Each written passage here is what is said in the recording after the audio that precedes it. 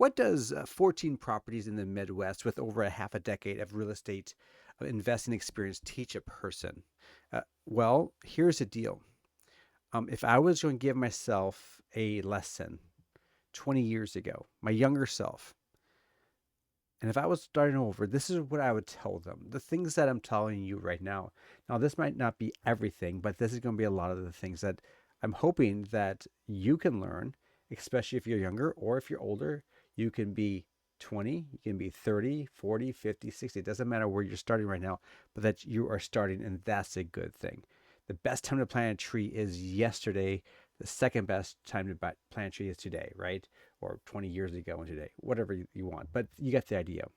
So start today, whether you're 10 or whether you are 100. It's always good to be looking forward. Okay, I wish I would have started earlier. Um, and I not just started earlier, but learning how money works earlier. This is super important. I want to put up front here before I talk about learning money. This line right here is remember money is a tool. You should make it your slave and not become a slave to your money.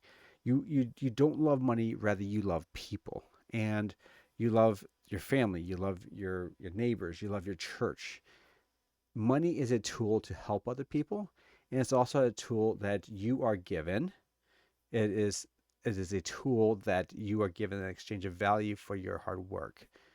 And that doesn't mean necessarily your time. It means that you are providing more value. And that's the whole point. Someone can make millions and billions of dollars, and someone else can barely make minimum wage. Well, what's the difference between those two people? Well, it's the amount of value they provide society. And this is super important. And I wish I would have known that earlier in my life.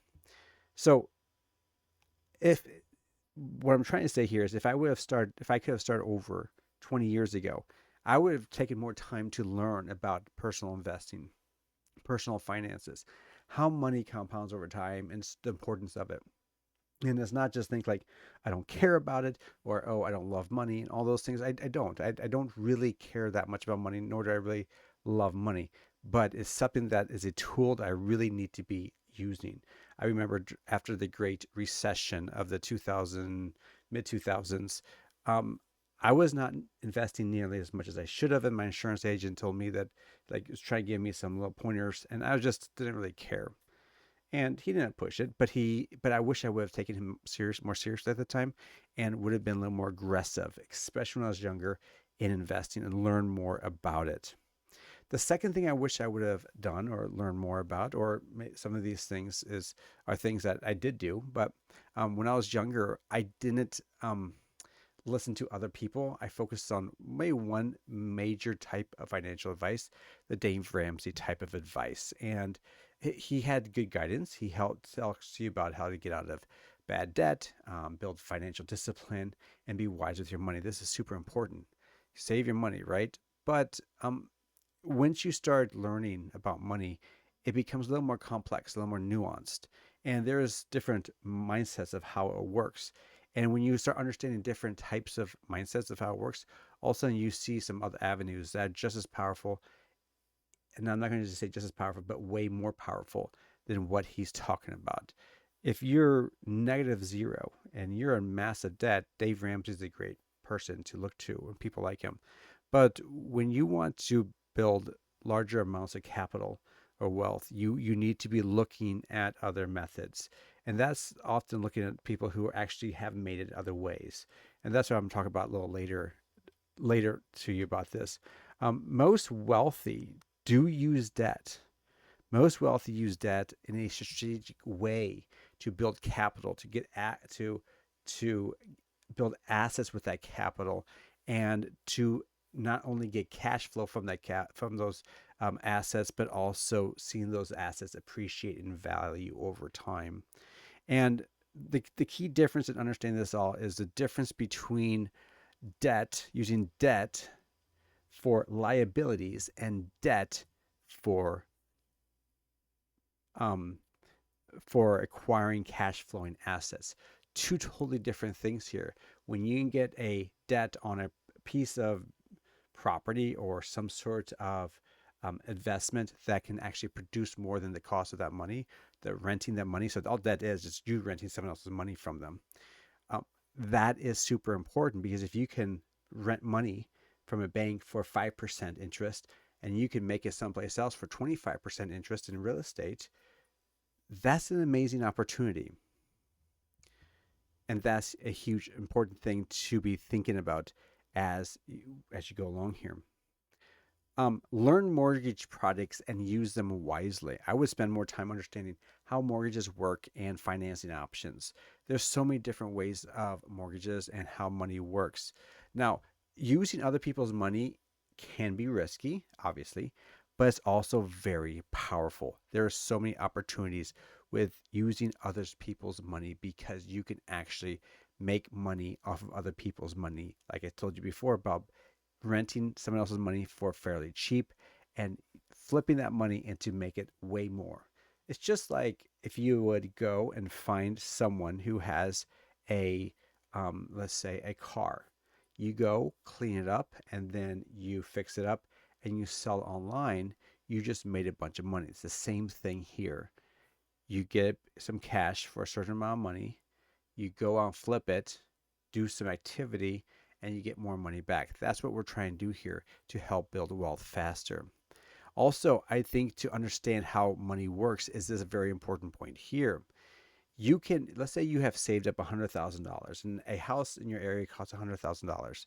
Now, it might be more than that and it might be less than that, but that's not the point. The cost is not the issue. The point that I want to make is that you could either take that $100,000 and go buy one house, or you could take that $100,000 and go buy 5 houses with 20% down for each one. So now you have 5 houses going at the exact same time. Each one is taking $20,000 from the $100,000 that you originally had. And now, after a year or 2 years, you have 5 houses instead of one house. Now, obviously, that one house would be producing more cash flow per year. So over time, you can take that money, save it up, and go buy your next house. That's a totally legitimate way of doing it as well. But you can't build as fast, and you'd rather be buying early when assets are lower in cost, because as time goes on, inflation happens and assets rise in cost. So, in other words, I want to say is leverage helps you do more with less effort. It's like a hammer pounding a nail instead of you pushing a nail in, or a lever, popping a nail from a wood, or picking up a rock. It allows you to do more work with less work on your part. The next thing I'll learn, number 4, is learn how to reuse capital. And this is something I didn't understand until I started researching real estate investing. And this is something so important. I wish I would have told myself or learned this when I was younger, is I can take the exact same dollar and reuse it over and over and over for investing. And that is done in the real estate world. If you ever learn about real estate investing, something called the BRRRR method. And that's buy, rehab, rent, refinance, and repeat. And this BRRRR method is a method where you are actually put that money down on for a house, you get it all cleaned up, and then you refinance it. So you pull your money back out of it, go to the bank and say, hey, I have this house, can I put a loan on against it? So pretty much you had now put a loan on that house. You take that money out that they give you, hopefully as much as they give you, as much as that you put into it or thereabouts, and you go and reuse that capital over and over again. I've used this many times in real estate, and it's very powerful. Now, there is risks to this method, but that's for a different story. But this is a very powerful method of actually building up um, your your your assets, homes and stuff like that you're using. There's other examples too that often people overlook: securities backed lines of credit, margin loans against index funds, whole life insurance, borrowing strategies. You, some of these things you may not have known, but um, whether it's security backed lines of credit, margin loans, and Bitcoin backed lending. And sometimes Bitcoin is a little more volatile, so you have to be really careful with this. But if you borrow low enough, you can just reuse your money over and over and over. So you can put money into, let's say, you can go build up your index funds. Then you get a loan out against that. Go take that loan and put it into a whole life policy.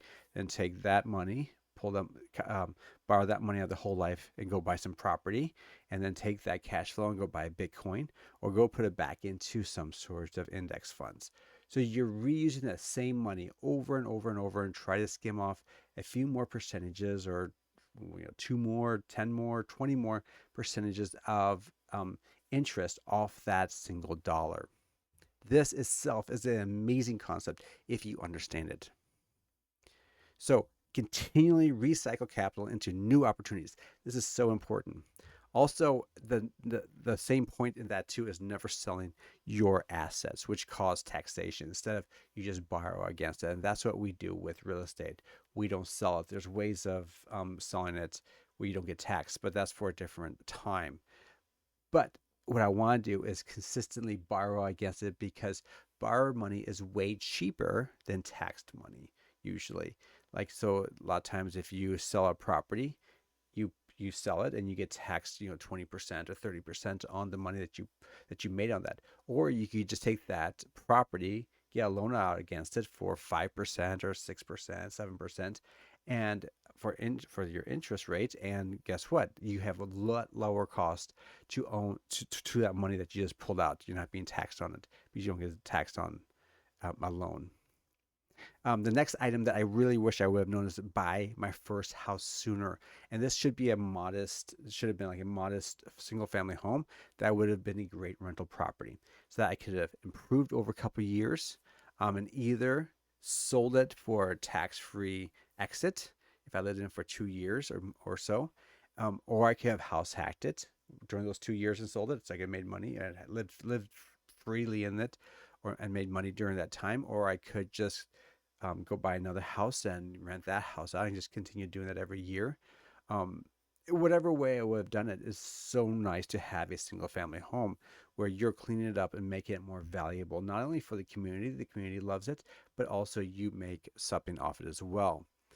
Single family homes are amazing. The reason why I like single family homes as a starting point, and I started with single family homes, is because financing is much easier for a single family home. Remember, I told you can get like 20% down of your own money for a investment property. But if you have a primary home, you can get 3.5% down, 5% down, 10% down of your own money instead of that 20% down. So you can go farther with a single family home. Now, obviously, you can do the same thing on duplexes, threeplexes, and quadplexes, but that's for more advanced instruction. That, if you're interested in that, tell me down below, and I'll be more happy to talk about that. Down payments can often be lower, like I just talked about. Financing is easier. This is some points that people don't think about buying single family homes versus let's say a duplex or a quadplex, is that a property appeals to both homeowners and investors much more with those types of properties. So single family homes are very powerful, and the resale is fairly easy to unload a single family home, because um, you're in the market for everybody, especially if you don't like being a landlord at the well. You can just get out of it. It's really simple. There's a point that many people make is buy 4 homes. If you don't like being a landlord, then sell them all. Simple as that. You're not out much of anything, especially if you buy right. All right, so cash flow, not just appreciation. So many people pay attention to, like, oh, I'm going to speculate on this property and think it's going to be worth way more in 20 years. It might be, and it probably will be, but I'm focused more on cash flow, because cash flow pays the bills. Appreciation is just money. It's just money tied up into a property, unless you do some sort of cash out refinance or get some sort of massive debt on it, which is totally fine too. Um, but but while appreciation is great, cash flow helps pays the bills. It pays down the debt. It provides stability to the property, and helps you survive down markets. This is really important. It gives you so many options. The last item, the seventh item that I really wanted to talk about, that I wish I could have taught myself 20 years ago, is thinking decades, not months. Remember, I told you at the very beginning that I was not really thinking forward. I was thinking more like, I don't love money. Money's not a huge issue for me, and it's not. It's still not a huge issue for me. But I know the importance of money. It's one of the big 5 areas of your life that you really have to get right. And if those big 5 areas are not right, um, your whole life can have issues. Things about friendships and families. Finances is super important. How you eat, and your faith with God is so important. So those are the big areas, the five big areas. And finances is one of those big areas that we as people should be focused on to get right. So people often think of instant gratification. However, the Christian mindset is not that at all. The Christian mindset is delayed gratification. Um, you need to be willing to wait and be patient with your wealth building journey. Most people overestimate what they can accomplish in a year, but underestimate what they can accomplish in 10 or 20 years. So slow down, build slowly. We're not in a rush. That's what I've told myself. Real estate wealth is usually slow. Um, you buy a property here, buy a property there, fix it up, rent it out, reinvest it. And it's a slow, hard grind for the first 5, 10 years. The goal isn't to get rich quickly, but is to create a financial freedom over time, to build cash flow over time. And it's a process of slowly stacking these assets so that you can actually have some potentially paid off or nearly paid off properties by the time you retire. And during that journey, you have some financial freedom because you have assets that are paying you dividends in a way, rent money throughout the years. And this is super powerful. Tell me below your thoughts about this. What other items would you add to this? Like, comment, subscribe. Talk to you later on the next one.